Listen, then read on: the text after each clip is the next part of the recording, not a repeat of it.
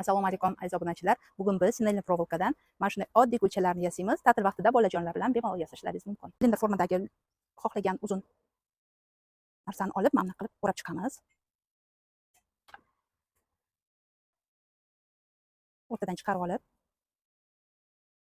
mahkamlaymiz. Har bitta lipistokni ochib, ularga shakl beramiz. Bu 6 talik lipistok bo'ldi. Agar silindrni qalinroq olsangiz, 5 talik lipistok ham bo'lishi mumkin.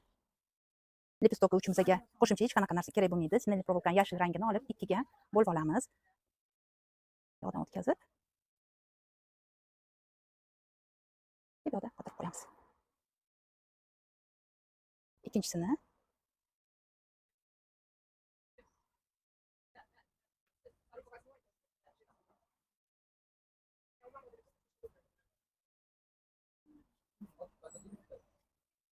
gulni o'rtasiga sariq sinelli provolkadan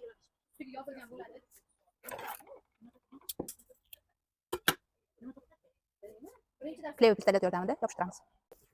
Bolajoningiz o'z qo'llari bilan yasagan guldastasi bilan xonasini bezab qo'yishi mumkin. Sizlar uchun eng yaxshi sifatdagi mavsumlarni olib kelib qo'yganmiz.